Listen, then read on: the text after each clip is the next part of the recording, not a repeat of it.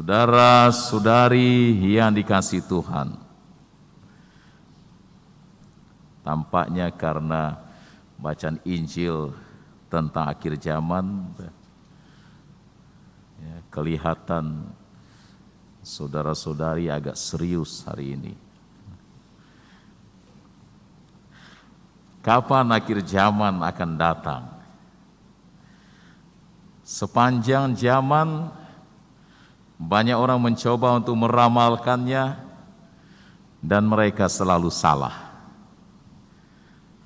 Sebelumnya orang meramalkan kiamat akan datang tanggal 12 bulan 12 tahun 2012.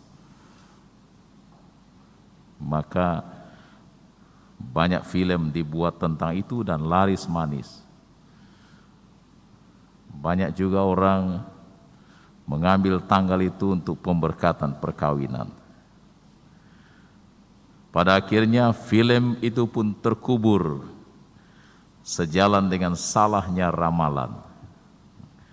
Karena panitia kiamat akhirnya mengumumkan bahwa kiamat ditunda sampai batas waktu yang tidak bisa ditentukan.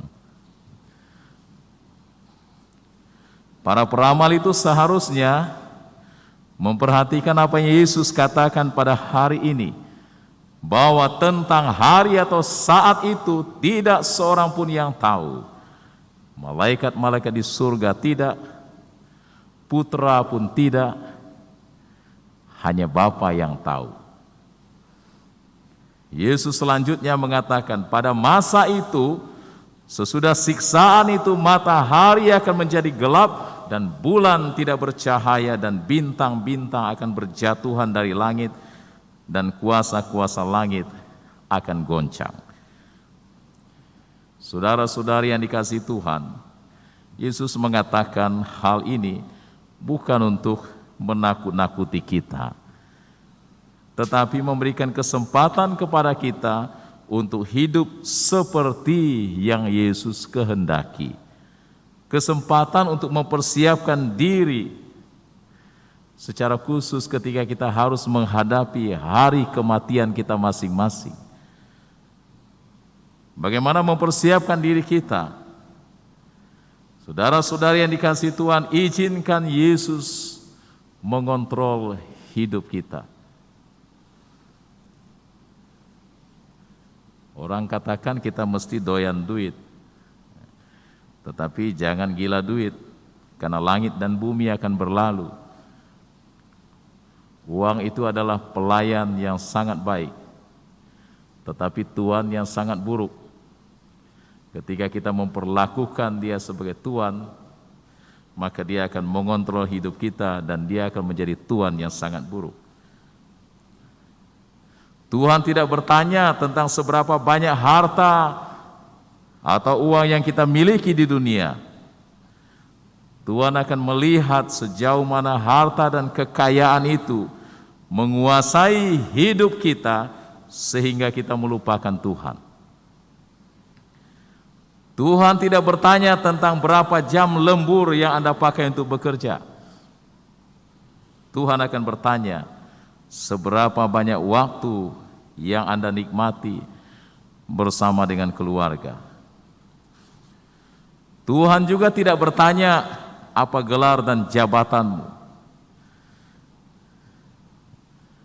Tuhan bertanya tentang apakah Anda sudah mempersembahkan segala yang terbaik dari yang Anda miliki untuk kebaikan sesama. Tadi di sakristi saya mengolok Pak Marius. Saya bilang Pak Marius dapat gelar baru ini, MCAP, saya bilang. Magister Cap, karena baru selesai Cap.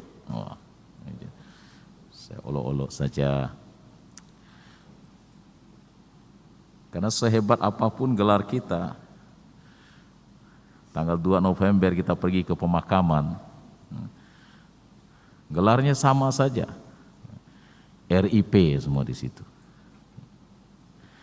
Ada profesor, doktor segala macam di situ, RIP. Rest in peace, beristirahat dalam damai. Tuhan tidak bertanya apakah orang tuamu menolong kamu. Tuhan bertanya apakah Anda menolong orang tuamu. Love your parents because you will never get another. Tuhan tidak bertanya seberapa banyak teman yang Anda miliki, tetapi Tuhan bertanya tentang apakah hidupmu menjadi berkat bagi teman-temanmu. Saudara-saudari yang dikasihi Tuhan, kita memiliki kesempatan. Kesempatan itu Tuhan berikan kepada kita sekarang juga. Jangan tunggu nanti. Ketika kita menghadap Tuhan, hidup kita sudah menjadi berkat bagi sesama. Secara khusus pada bulan November ini, berilah waktu lebih banyak untuk mendoakan arwah yang berada di api penyucian. Karena kita juga mengalami nasib yang sama akan meninggal. Kita harap sesudah kita berdoa untuk mereka, mereka boleh masuk ke surga, mereka juga menjadi pendoa bagi kita.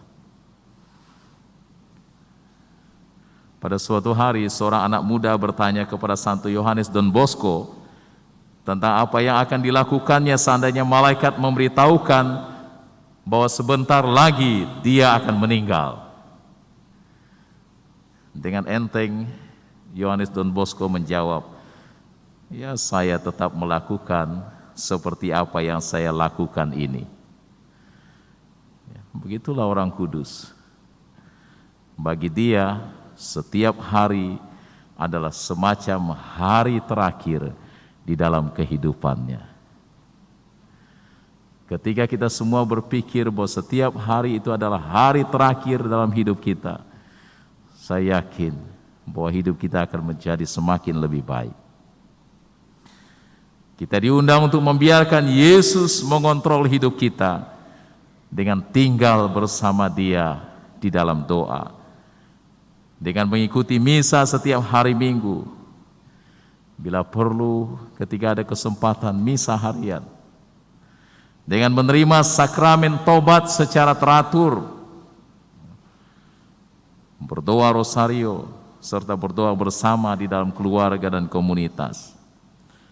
Kita biarkan Yesus lebih mengontrol hidup kita ketika kita menjalani hidup seturut kehendak-Nya dan menjadikan Yesus sebagai fokus hidup kita. Maka akhir zaman tidak akan membuat kita takut, tetapi justru membuat kita akan menjadi lebih optimis dalam hidup. Seperti Santo Fransiskus dari Assisi selalu mengatakan maut sebagai saudari. Karena ketika maut itu tiba, itulah kesempatan baginya untuk bertatap muka secara langsung dengan Sang Pencipta. Masih ada kesempatan. Dan jangan tunggu kesempatan, karena kesempatan itu datang sekarang juga. Kita menyanyilah.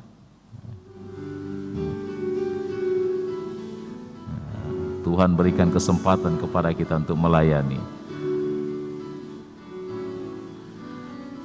Ikuti saya ya. Hidup ini adalah kesempatan. Hidup ini untuk melayani Tuhan. Jangan sia-siakan waktu yang Tuhan beri. Hidup ini harus jadi berkat. Hidup ini adalah kesempatan. Hidup ini adalah kesempatan. Hidup ini untuk melayani Tuhan. Jangan sia-siakan waktu yang Tuhan beri. Hidup ini harus jadi berkat. Oh Tuhan, pakailah hidupku selagi aku masih kuat. Bila saatnya nanti ku tak berdaya lagi, hidup ini sudah jadi berkah. Bila saatnya nanti ku tak berdaya lagi, hidup ini sudah jadi berkah. Saudara-saudari, walaupun lagu tadi mengatakan ketika kita tidak berdaya, tetapi ketika kita tidak berdaya juga bisa menjadi berkat. Ketika kita sakit parah, kita bisa menampakkan kesabaran, kekuatan kepada orang lain, berdoa bagi orang lain. Itu juga menjadi berkat. Ya, jadi tidak memandang apakah kita masih kuat atau lemah menjadi berkat. Tetapi dalam segala situasi, entah ketika kita kuat, entah kita tidak berdaya, tetap bisa menjadi berkat bagi orang lain. Amin.